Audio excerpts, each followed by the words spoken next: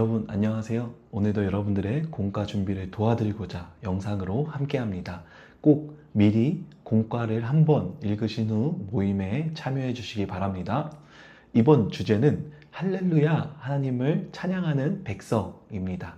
주제 말씀 같이 읽어보죠.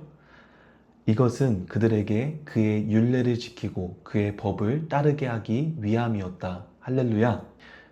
이번 주제 어떤 내용인지 영상 보고 오겠습니다. 성경에서 가장 긴 책인 시편에는 150편이나 되는 시와 노래가 담겨 있어요. 특히 시편 105편에서는 이스라엘의 역사 속에서 함께 하시고 인도하신 하나님을 찬양하고 있어요. 하나님께서는 아브라함에게 큰 민족을 이루게 하시고 가나안 땅을 주시겠다고 약속하셨어요. 그리고 하나님께서는 그 약속을 변함없이 기억하시며 아브라함뿐만 아니라 이삭과 야곱, 요셉, 모세와 아론에 이르는 아브라함의 자손을 통해서 그 약속을 이루어 가셨어요. 때론 하나님을 원망하며 떠나기도 했던 이스라엘 백성이었지만 하나님께서는 그들이 다시 하나님께서 주신 법을 지키고 하나님의 뜻에 순종하며 살도록 이끌어 주셨지요. 그래서 시편 105편에서는 이렇게 놀라운 하나님의 은혜를 찬양하고 있답니다. 우리도 약속을 지키시는 신실하신 하나님을 찬양하며 하나님의 말씀대로 살아가요. 저번 주까지 우리는 전반적인 이스라엘의 역사에 대해 배웠습니다.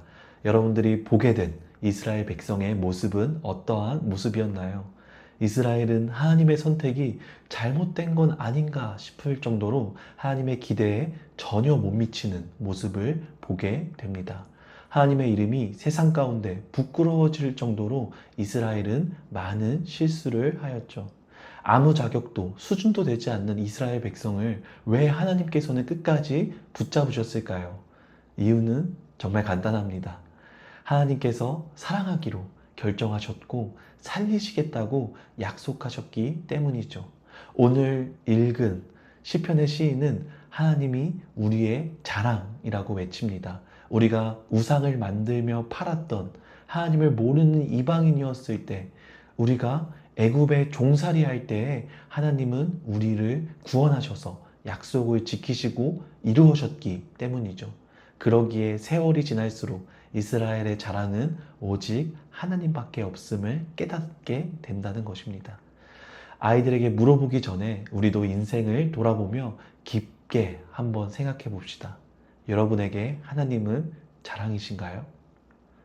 아이들이 어려울 수 있기 때문에 여러분들이 먼저 아이들에게 하나님이 나의 인생 가운데 자랑인 이유를 나누어 주시면 좋겠습니다.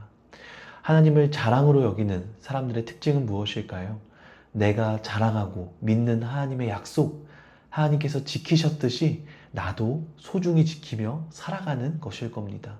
내가 그 약속을 소중히 여길수록 세상과는 비교할 수 없는 하나님을 더욱 깊이 만나게 된다는 것이죠.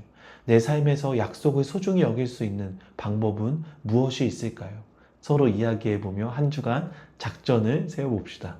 그리고 마지막으로 활동 4번을 통해 나의 시편을 만들어 보겠습니다. 보기에 있는 단어들을 골라보며 나의 시편을 완성시켜 보는 겁니다. 이번 공과를 통해 하나님이 우리의 가장 큰 자랑임을 고백하고 나도 하나님의 가장 큰 자랑이 되는 삶으로 세워지는 시간이 되기를 축복합니다. 기도하겠습니다.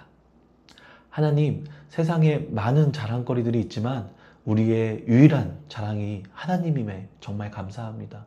시인의 고백과 같이 어떠한 순간에서도 하나님은 우리에게 약속하신 뜻을 신실하게 끝까지 지키시며 일하여 주셨습니다.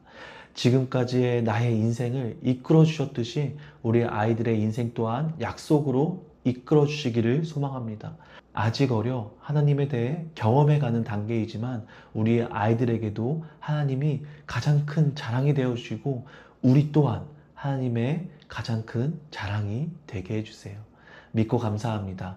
예수님의 이름으로 기도합니다. 아멘. 여러분 도움이 좀 되셨나요?